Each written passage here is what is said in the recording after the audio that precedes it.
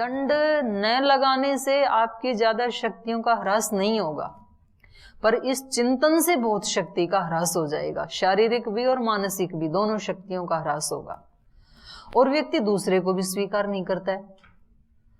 वो बोलता है देखो ये ऐसे, मतलब हमेशा जब देखे तो हंसते ही रहते हैं, तो कोई गंभीरता ही नहीं है, तो थोड़ी तो गंभीरता होनी चाहिए। भाई तू गंभीर है, अब उसका स्वभाव मुस्कुराने का है, तो उसको उस रूप में स्वीकार कर ले, अपने को इस रूप में स्वीकार कर ले। तो संसार में सब अलग अलग संस्कारों के लोग हैं, अलग अलग स्वभाव के लोग हैं, तो हम सबको कैसा देखना चाहते हैं? जो मुझे अच्छा लगता है वैसा ही देखना चाहते हैं।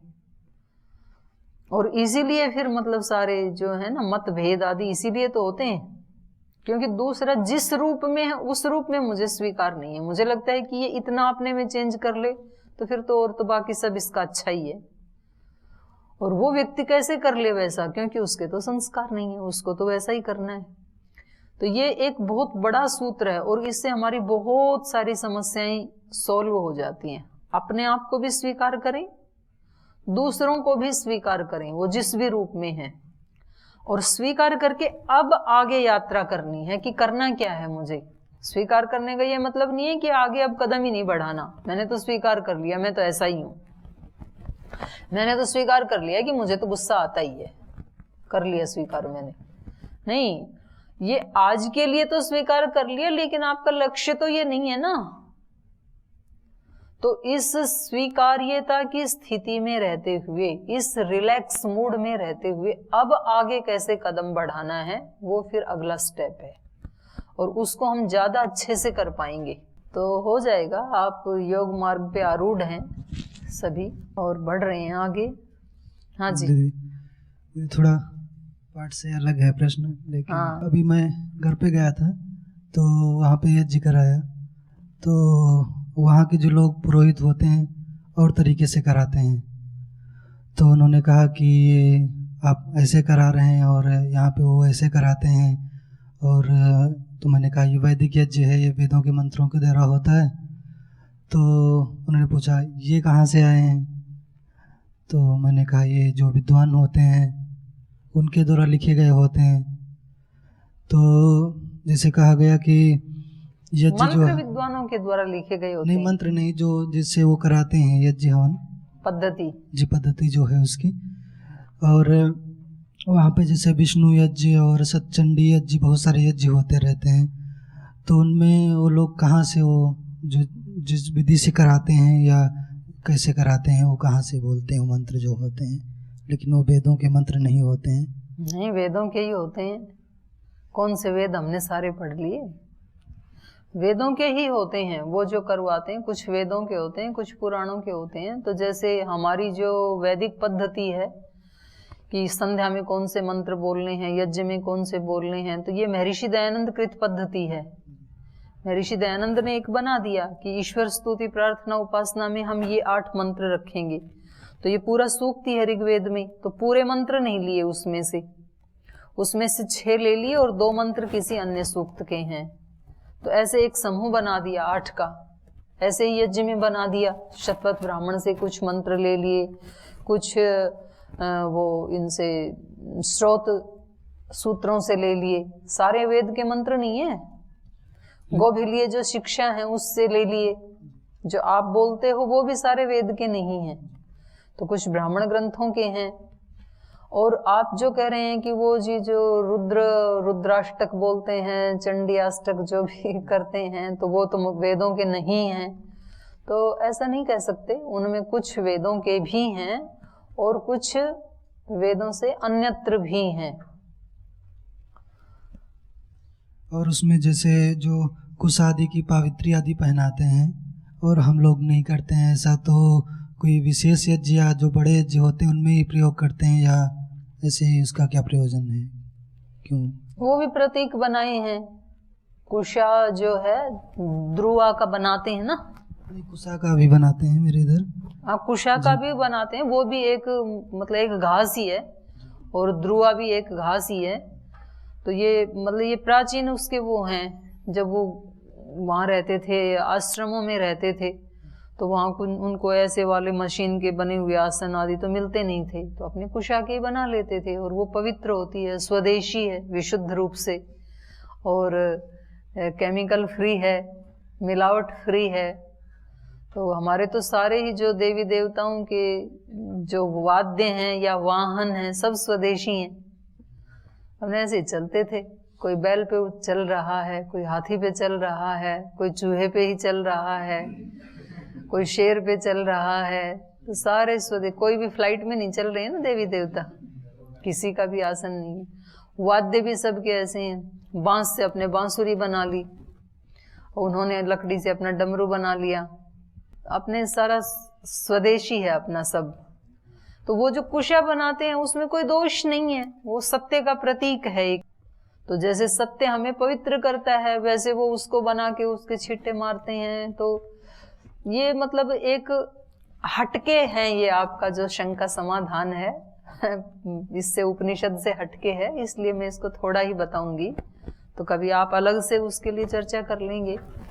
तो ये सब अपने प्रतीक बना रखे हैं, और मैं तो मतलब कई बार ये बात कह चुकी हूँ और मेरे को कोई दिक्कत भी नहीं होती है।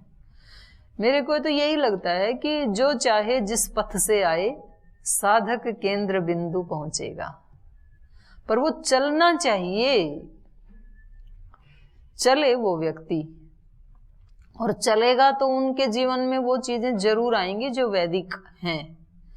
सत्य जरूर आएगा, अहिंसा जरूर आएगी, ब्रह्मचर्य जरूर आएगा। तो कई बार मतलब वो ये शब्द प्रयोग नहीं करते हैं भले, लेकिन वो व्यक्ति जो हैं वो सत्याचरण करते हैं। असत्याचरण करके कभी भी कोई व्यक्ति सत्य को प्राप्त नहीं कर सकता है। तो भले ही वो इसको नाम ना ले, भले ही वो ब्रह्मचर्य उसको कहना ना आए, वो उसको पवित्रता कहेगा, लेकिन वो मतलब वो अर्थ तो वही है ना। तो व्यक्ति किसी भी बाह्य आलंबन का सहारा लेकर के दोष मिटाने की यात्रा शुरू कर दे, तो वो महत्वपूर्ण है। इसको गीता में जो श्लोक जो स्वामी जी महाराज बोलते हैं ना, तपस्विभ्यो अधिको योगी ज्ञानीभ्योपि मतोधिक कर्मेभ्यश्च अधिको योगी तस्मात् योगी भवार्जुन। तो वहां पर 3 बताई, ज्ञानीभ्यो अधिको योगी। योगी क्या है? कृष्ण जी की भाषा में या गीता की भाषा में योगी कौन है? जो समता में जीता है। समत्वम योग उच्यते, समत्व ही तो योग है, और उसमें जो जीता है वो योगी है। या जो नित्य युक्त है, योग युक्त, माने जो हमेशा योग युक्त है वो योगी है। तो यहां पर 3 बताई, वहां ज्ञान योगी नहीं कहा, ज्ञानीभ्यो, ज्ञानी से अधिक मैं योगी को मानता हूं। तो वहां ज्ञानी का अभिप्राय क्या है? जो पूरे दिन इसी ही उसमें रहता है ना, विश्लेषण में, कि वो लोग कैसे उपासना करते हैं, वो लोग कैसे करते हैं, हमारा श्रेष्ठ है कि उनका श्रेष्ठ है, कि हमारा निकृष्ट है या उनका निकृष्ट है, ध्यान योग ज्यादा अच्छा है कि निष्काम कर्म ज्यादा अच्छा है, कि कर्म को छोड़ देना ज्यादा श्रेष्ठ है। तो वो पूरी एक्सरसाइज दिमाग से करते हैं। तो इससे ज्ञान तो बढ़ जाएगा, ज्ञानी तो हो जाएगा वो व्यक्ति, वैराग्य भी बढ़ जाएगा ज्ञान से, वो आसक्त नहीं होगा उन चीजों में जिन जिनका ज्ञान हो जाएगा।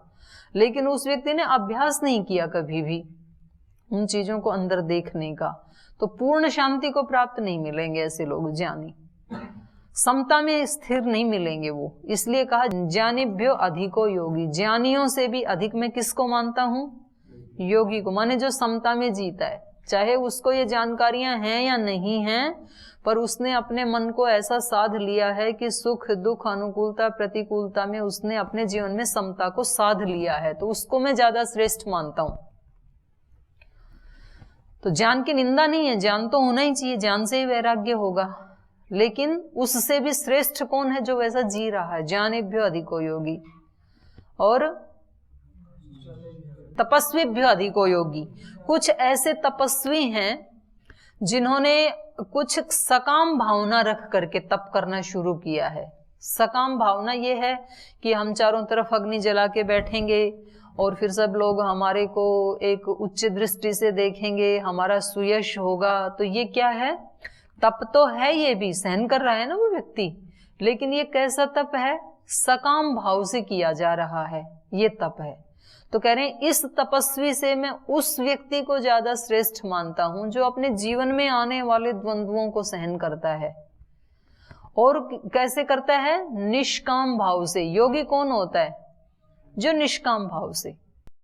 तो तपस्वीभ्यो अधिको योगी ज्ञानीभ्योपि मतोधिक कर्मीभ्य, यहां कर्म योगी नहीं कहा, ज्ञान योगी भी नहीं कहा, कर्मीभ्य। कर्मीभ्य माने कर्म करने वाला। कर्म करने वाला मतलब सकाम कर्म करने वाला, जो कर्म तो खूब करता है, लेकिन वो कैसे करता है?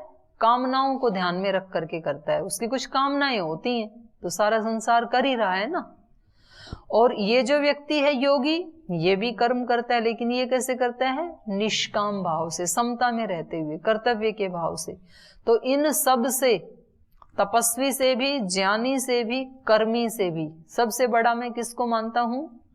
योगी को मानता हूं, जो समता में स्थित हो गया और निष्काम भाव से कर रहा है। तो देखो, जो सकाम भाव से काम करेगा वो ही भोगी, और जो निष्काम भाव से करेगा वो ही योगी। तो ऐसा थोड़ी है कि योगी है वो तप नहीं करेगा, या योगी के पास ज्ञान नहीं होगा, या योगी है वो कर्म नहीं करेगा। करेगा, लेकिन वो कैसा होगा? ज्ञान योगी होगा, कर्म योगी होगा, और तीसरा तपस्वीभ्यो, ध्यान योगी होगा। तप भी उसका कैसा होगा? निष्काम भाव से और समता में रह करके। ज्ञान भी कैसा होगा? ज्ञान अर्जित करेगा निष्काम भाव से, समता में रह करके, और कर्म भी करेगा विवेक में रह करके, निष्काम भाव से। तो श्रेष्ठ क्या है? श्रेष्ठ तो योगी ही है तीनों में। इसलिए भगवान कृष्ण ने दूसरे अध्याय में पूछा था, इसने, अर्जुन ने, कार्पण्य दोषो अपहत स्वभाव पृच्छामि त्वां धर्म सम्मूढ़ चेता यत् श्रेयस्यात् निश्चितं ब्रूहि तन्मे शिष्यस्ते हम शाधि मां त्वां प्रपन्नम्। जो मेरे लिए निश्चित रूप से श्रेय है, यत् श्रेयस्यात् निश्चितं ब्रूहि तत्मे, वो मेरे को बताओ मेरे लिए क्या। मैं तो मोहित हो गया हूं, भ्रमित हो गया हूं मैं तो। वहां पूछा था दूसरे अध्याय में, और फिर तीसरा गया, चौथा गया, पांचवा गया, कर्म योग का वर्णन किया, ज्ञान योग का किया, सांख्य का किया, ध्यान योग का वर्णन किया। फिर छठे अध्याय में, वो भी लास्ट में जाकर के उन्होंने कहा, तस्मात् योगी भव अर्जुन। तपस्वीभ्यो अधिको योगी ज्ञानीभ्योपि मतोधिक कर्मीभ्यश्च अधिको योगी तस्मात् योगी भव अर्जुन। तूने पूछा था ना कि मैं क्या करूं, यत् श्रेयस्यात्। उससे पहले आदेश नहीं दिया, बताते गए। यद्यपि पहले एक बार पूछा था उसने कि मेरा मन तो भ्रमित हो गया, तीसरे अध्याय में पूछा था कि इसमें से श्रेष्ठ क्या है, तो उन्होंने बताया था कि निश्चित रूप से मैं कर्म योग को श्रेष्ठ मानता हूं। ज्ञान से भी, ज्ञान बहुत श्रेष्ठ है, उससे भी श्रेष्ठ मैं कर्म योग को मानता हूं, ऐसे तो बताया। पर तू कर्म योगी बन जाए ऐसे नहीं कहा, आदेश नहीं दिया। यहां आके छठे अध्याय में उन्होंने आदेश दिया। उन्होंने कहा कि तस्मात् योगी भव, तू ज्ञानी भी मत बन, तपस्वी भी मत बन, और केवल कर्मी भी मत बन, बल्कि क्या बन जा? योगी बन जा। तो ये तीनों चीज आ जाएंगी तेरे अंदर योगी बनने से। तो जो व्यक्ति जितना भी अपना ज्ञान, वैराग्य, उपासना, ध्यान, भक्ति अपने अंदर संस्कारों में है, उसको जीना शुरू कर दे। पर्याप्त ज्ञान है हम सब के अंदर, ज्ञान की कमी नहीं है, और भक्ति भी इस समय भी जो है वो भी पर्याप्त है, और फिर और आगे बढ़ेगी अपने आप ही। तो हम उसको वैसा वैसा उसका अनुष्ठान शुरू कर दें, तो ये ज्यादा महत्वपूर्ण है। ठीक है, ठीक है। आप क्या पूछ रहे थे? वैदिक मंत्र है, उससे तो देवताओं का आह्वान हो जाता होगा,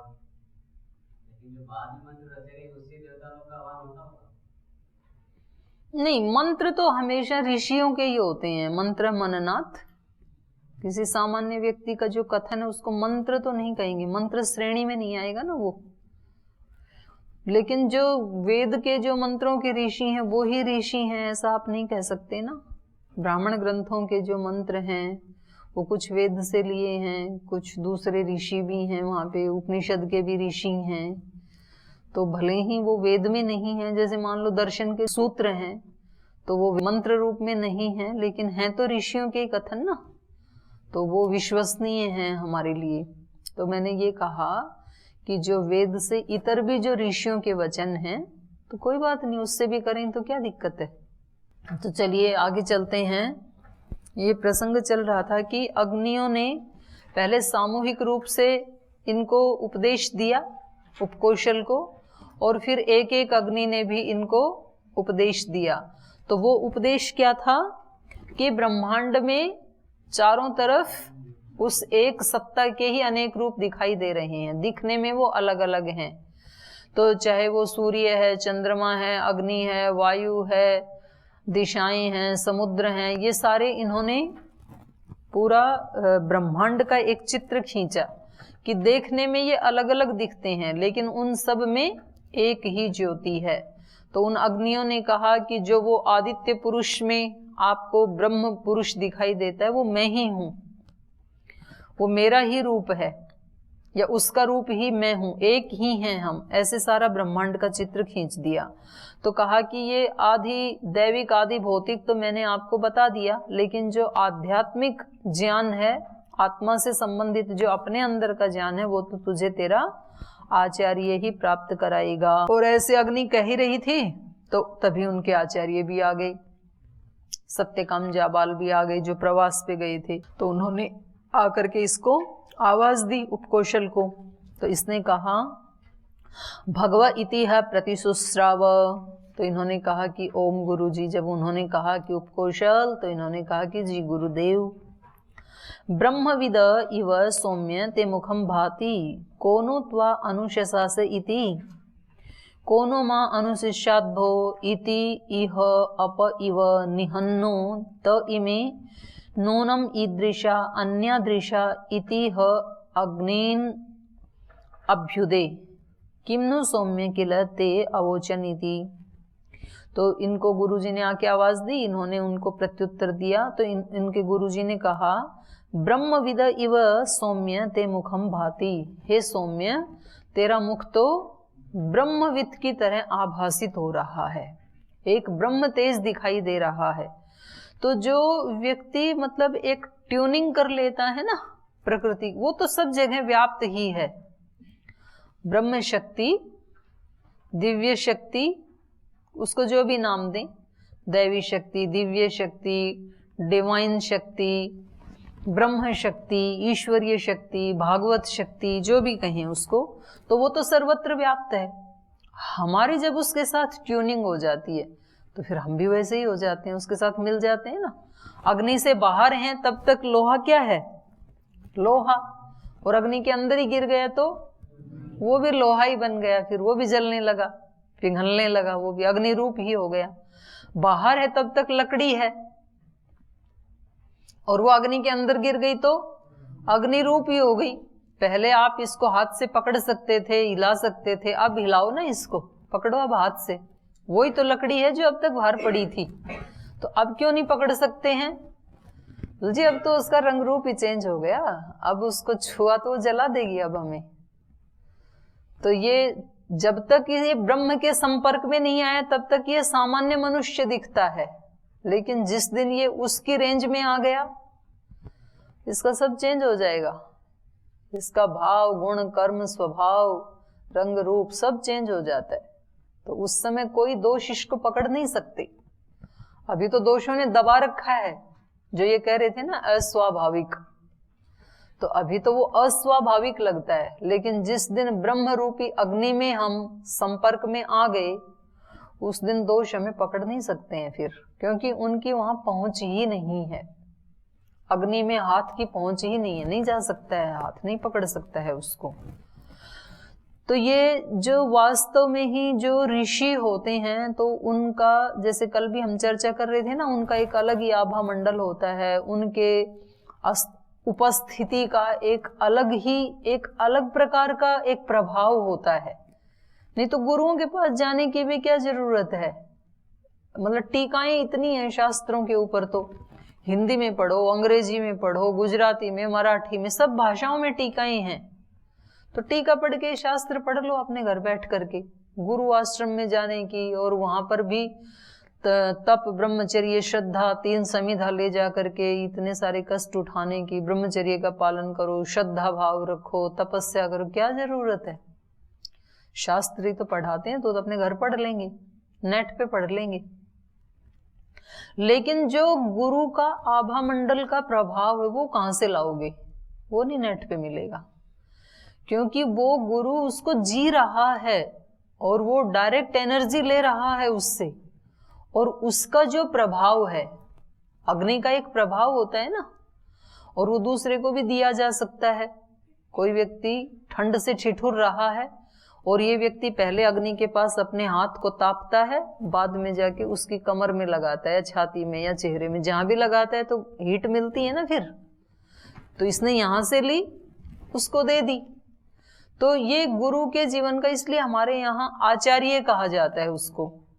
तो वो केवल शब्दों से नहीं सिखाता है, अपने आचरण से। आचरण से मतलब अपने जीवन से, उसने कैसा जीवन जिया है आज तक का, उसका ट्रैक रिकॉर्ड क्या है, तो वो भी तो सिखाते हैं ना व्यक्ति को कि भाई इन्होंने जिया है, ये मेरे सामने साक्षात हैं, तो इन्होंने जिया तो मैं क्यों नहीं जी सकता। तो व्यक्ति को हिम्मत मिलती है, वो एक एनर्जी मिलती है। तो यहां पर ये ही कह रहे हैं ये कि आपका चेहरा तो कैसा लग रहा है? ब्रह्मवित जैसे लग रहा है, लगता है कि आपका ब्रह्म से संपर्क हुआ है।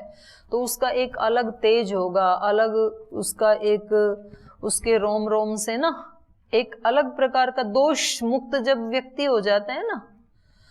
छोटे बच्चे को सब क्यों प्रीति करते हैं, स्नेह क्यों करते हैं?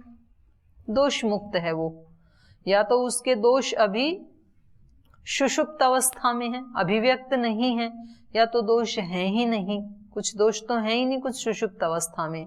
इसलिए चाहे मनुष्य का बच्चा है, किसी पशु का बच्चा है, किसी पक्षी का बच्चा है, किसी का भी बच्चा, छोटा बेबी सबको अच्छा लगता है, क्योंकि वो निर्दोष है। और वो कौन सा वेद के मंत्र सुना रहा है, और वो कौन सा उपदेश दे रहा है आपको ऋचाओं का? कुछ भी नहीं दे रहा है, फिर भी अच्छा लगता है। और कभी कभी ऋचाओं का उपदेश देने वाला अच्छा नहीं लगता है तो क्यों होता है ऐसे? क्योंकि दोष होंगे तो उसकी भी गंध आएगी, और निर्दोष होगा उसका भी प्रभाव पड़ेगा। तो इसलिए, लेकिन ब्रह्मविद ही ब्रह्मविद को पहचान सकता है। प्रभाव तो पड़ेगा दूसरे के ऊपर भी, मतलब अग्नि है तो गर्मी तो आएगी, ताप तो मिलेगा जो भी पास में बैठेगा। लेकिन यदि उस बैठने वाले को ये नहीं पता कि इसको अग्नि कहते हैं और इसका और क्या क्या सदुपयोग हो सकता है, तो बस वो उतना ही महसूस करेगा कि हाँ गर्मी सी फील हो रही है, उसके आगे कुछ नहीं जानता इसके बारे में। और जो अग्नि का वेत्ता है तो वो उसके एक एक गुण, कर्म, स्वभाव को, उसके सदुपयोग को सब जानता है वो, और वो उससे बहुत अच्छा सदुपयोग कर लेगा। वो तुरंत पहचान जाएगा कि ये अग्नि है। कोई जोहरी है तो तुरंत पहचान जाएगा कि ये हीरा है, डायमंड है। दूसरे को लगेगा कि जो भी है पर बड़ा सुंदर लग रहा है, चमकता हुआ पत्थर है कोई, इसकी चमक बहुत अच्छी, पर क्या कीमत है, क्या गुण, कर्म, स्वभाव है, बच्चे को नहीं समझ में आएगा, वो जोहरी को समझ में आएगा। तो ये ब्रह्मवेत्ता का जो ठीक रहस्य है उसको कौन समझ पाएगा? जो स्वयं ब्रह्मवेत्ता है। साधक के महत्व को कौन समझ पाएगा? जो स्वयं साधक है। आप किसी साधक के पास जाएंगे, आप बताएंगे हम इतने वर्ष से वहां जी रहे हैं, हमने ये पढ़ा है, ऐसी हमारी दिनचर्या है। तो यदि वो सुनने वाला व्यक्ति भी साधक है तो वो समझेगा आपकी सारी महिमा को।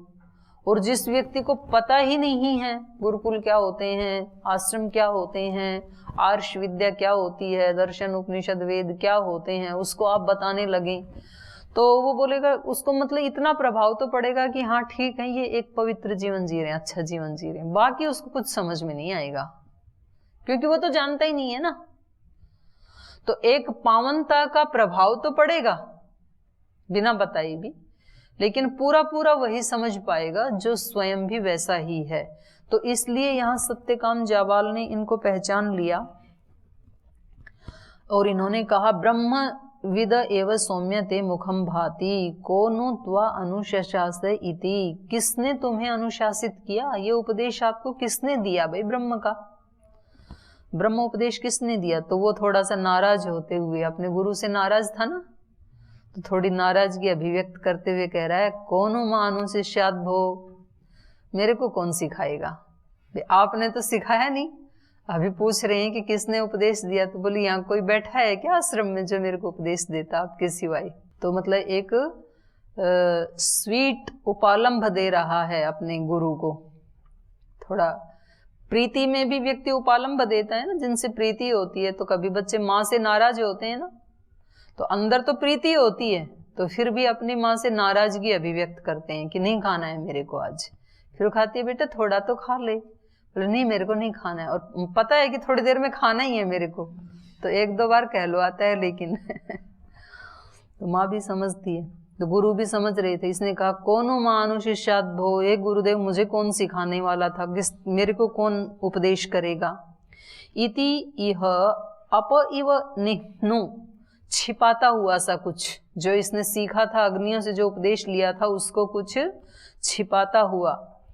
ते इमे नूनम ईदृशा अन्य ईदृशा इह अग्निन अभ्युदे, तो कुछ छिपाता हुआ सा बोला। ते इमे, अग्नियों की तरफ इशारा किया कि वे ये हैं जिन्होंने मेरे को उपदेश दिया। ते इमे नूनम ईदृशा अन्य दृशा, ये अग्नियां और इनके जैसे ही कुछ और भी थी दैवी शक्तियां, तो वो अलग अलग भी उपदेश दिया ना उनको, तो उनकी तरफ इति इह अग्निन अभ्युदे, तो ऐसा कहते हुए इशारा किया अग्नियों की तरफ। पहले तो बोले मेरे को कौन उपदेश देता, और फिर भी उसने, उसके गुरुदेव ने उसकी तरफ देखा, मुस्कुराए होंगे कि भाई तू क्यों छिपा रहा है मेरे से। तो फिर बोला कि जो बताया वो इनसे पूछो, इन्होंने बताया है। किन्नु सौम्य किलते अवोचनिति, तो उन्होंने पूछा कि इन्होंने क्या बताया आपको, इन अग्नियों ने क्या उपदेश दिया आपको? तो फिर ये आगे बता रहा है, इदम इतिह प्रतिजज्जे, ये मेरे को बताया। आहुनी अग्नि ने ये बताया, अनुहार्य पचन अग्नि ने ये बताया, और गार्हपत्य अग्नि ने ये बताया। ऐसे उसको अलग अलग सारा बता दिया। तो फिर ये इनका उपदेश तो आगे शुरू होगा, अभी तो समय तो हो गया। लोकान वाव किल सौम्यते अवोचन अहम तु ते तद वक्ष्यामि यथा पुष्कर पलाश आपो न श्लिष्यन्ते एवं एवं विधि पापम कर्म न श्लिष्यते इति ब्रवीतु में भगवान इति तस्मै ह ओवाच। बोले ये तो लोकान वाव किल ते सौम्य अवोचन, ते अवोचन, इन अग्नियों ने तुझे जो भी बताया वो तो ब्रह्मांड परक वर्णन था, ब्रह्मांड का बताया। लोकान माने लोकों का। अहम तु ते तद वक्ष्यामि, अब मैं आगे तुझे वो ज्ञान दूंगा, वो बताऊंगा। यथा पुष्कर पलाश आपो न श्लिष्यन्ते, जैसे कमल के पत्ते पर, पुष्कर माने कमल, पलाश माने पत्ता, तो जैसे कमल के पत्ते पे पानी डालें तो रुकता नहीं है ना, चिकना होता है वो, तुरंत उससे मतलब वो डिटैच हो जाता है, निर्लिप्त। तो जैसे कमल का पत्ता जल से स्पर्श नहीं होता है, एवं उसी प्रकार एवं विधि, इस ज्ञान को जान करके, कौन से ज्ञान को? जो मैं बताने वाला हूं अभी तेरे को, जो मैं उपदेश दे रहा हूं उस ज्ञान को। एवं विधि, ऐसा जानने वाला, पापम कर्म न श्लिष्यते, पाप कर्म उसके पास ठहर नहीं सकते हैं, उसको चिपक नहीं सकते हैं। जैसे पानी कमल के पत्ते पे नहीं चिपक सकता है, ऐसे ही इस विद्या को जो जानने वाला है, जो मैं बताने जा रहा हूं, उसको जो जानने वाला है, उसको पाप कर्म, वो पापी करेगा तो क्या, उसके पास उसको स्पर्श भी नहीं कर सकते हैं, उसके निकट भी नहीं फटक सकते हैं पाप, ऐसा वो ज्ञान है। तो ब्रवीतु में भगवान नीति, तो फिर बताइए गुरुदेव 12 वर्ष हो गए वही ज्ञान सुनने के लिए तो बैठे हैं, बताओ आगे क्या है। तो ये कल बताएंगे इसको, अगली कक्षा में हम इसे पढ़ेंगे।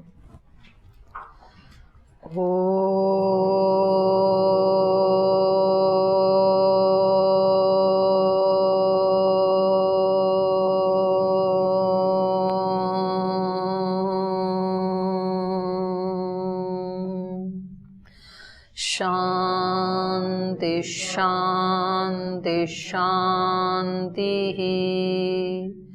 श्री गुरुभ्यो नमः।